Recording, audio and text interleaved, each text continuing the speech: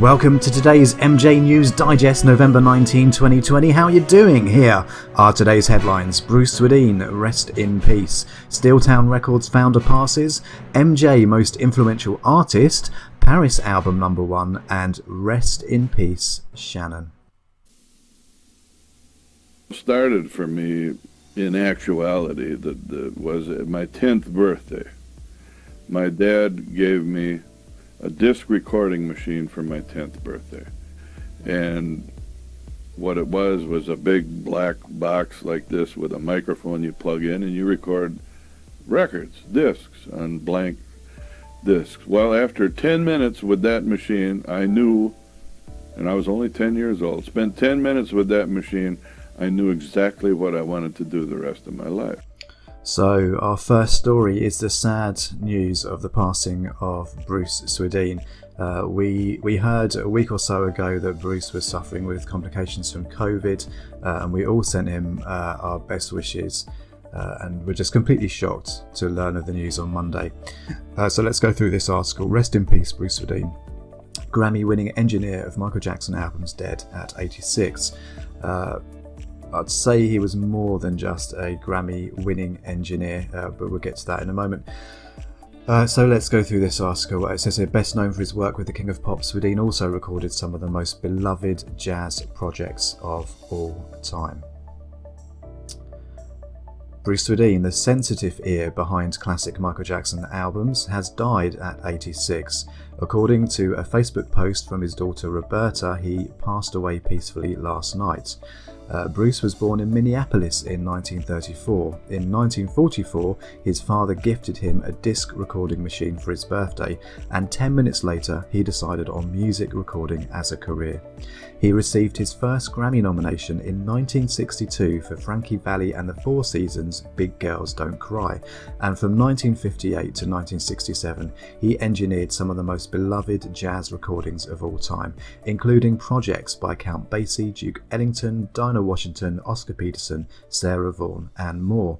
He also worked with Quincy Jones during that period, though it didn't become the defining relationship of his career until 1977, when he and Jones travelled to New York to help out with the Michael Jackson film, The Wiz. After hitting it off with the future King of Pop, Swedien handled the audio mixing on his landmark solo album Off the Wall. He went on to win 3 Grammy Awards in the Best Engineered Recording category for his work on Thriller, Bad and Dangerous. He also won that award 2 other times for Quincy Jones' Back on the Block and Q's Juke Joint. In a statement earlier today, Quincy paid tribute to the absolute best engineer in the world.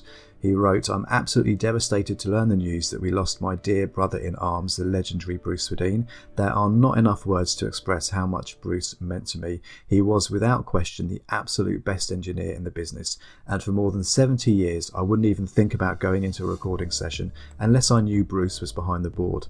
Along with the late great Rod Temperton, we reached heights that we could never have imagined and made history together. I've always said it's no accident that more than 4 decades later, no matter where I go in the world, in every club, like clockwork, at the witching hour, you hear Billie Jean, Beat It, Wanna Be Starting Something and Thriller."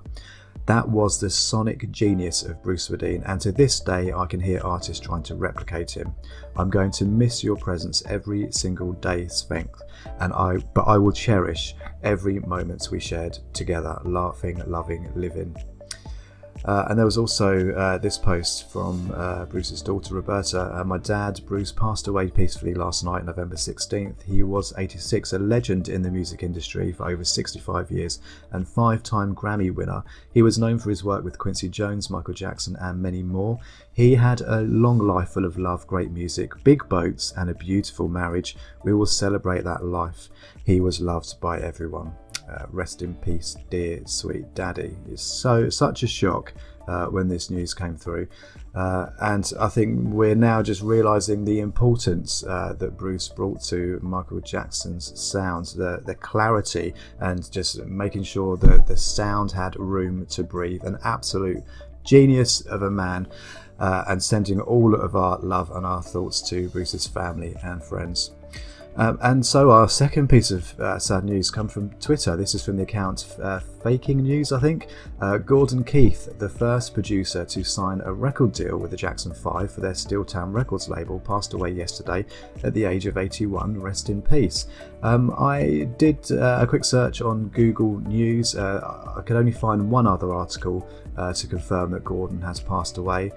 So if that is the case, that rest in peace, Gordon. Obviously, he was an important part in Michael Jackson's legacy.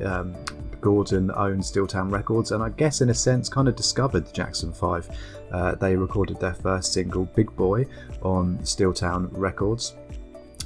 So yeah, Gordon Keith is an important part in Michael Jackson and the Jackson 5 legacy. As I said, I can't confirm this, but this is from Twitter, and there is one other news source available out there. If this is the case, then we are all sending our love to Gordon's family. It's the most influential artists in the world. At number 19, they've put Michael Jackson. So this is part of Spin's 35 most influential artists of the last 35 years. But Michael Jackson is number 19. Let's see how they can justify that. I'll read a little bit of this article.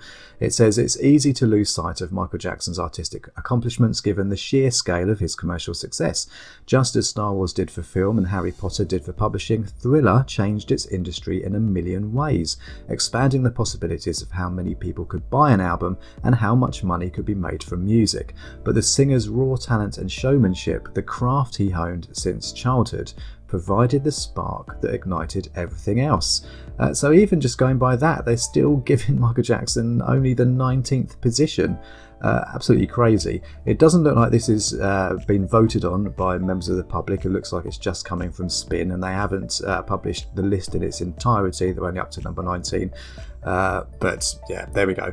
Okay, so back over on Twitter, this is from And Justice for Some. Thank you. She says that Wilted, Paris's debut solo album, is number 1 on the US Alternative Albums chart, and Justice for Some says, I'm so happy for her. So this looks like it's come from Paris's Instagram. Wilted number 1 on iTunes US Alternative Album chart. Great news.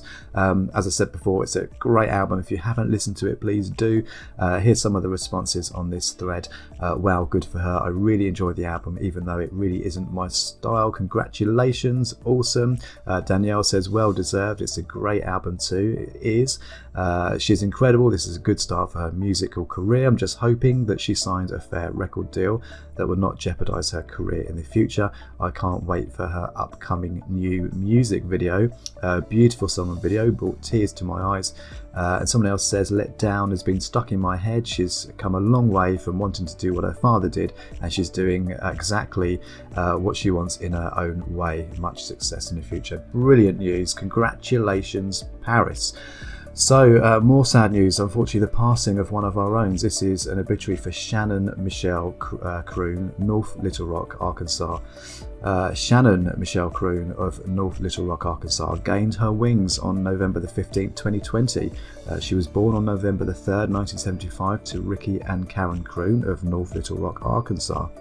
Goes on to say that all who came into contact with Shannon knew of her great love for singer Michael Jackson. She loved to wear Michael Jackson paraphernalia, skirts, watches, earrings. Her favourite pillow was a Michael Jackson cover. She listened to his music constantly, and even her doctors would play Michael Jackson songs when Shannon was at their clinics. Really sad to hear the passing of one of our own. Rest in peace, Shannon, and our thoughts and prayers go out to your family and friends. So our YouTube recommendation of the day is, unfortunately, it's a low-quality interview with Bruce Swedien. I will be linking this full video in the description. What do you think he appreciated about music? What was he drawn to? I think music took him to a new world, a world where he could express himself freely, because when you're a star of Michael's status, he couldn't go anywhere. I mean, literally, my wife B, I think you met her, drove for him, and they had so much fun. He was the greatest. And that's it for today's MJ News Digest. Thank you so much for watching. I really appreciate it. Please like, comment and subscribe, because The best is yet to come.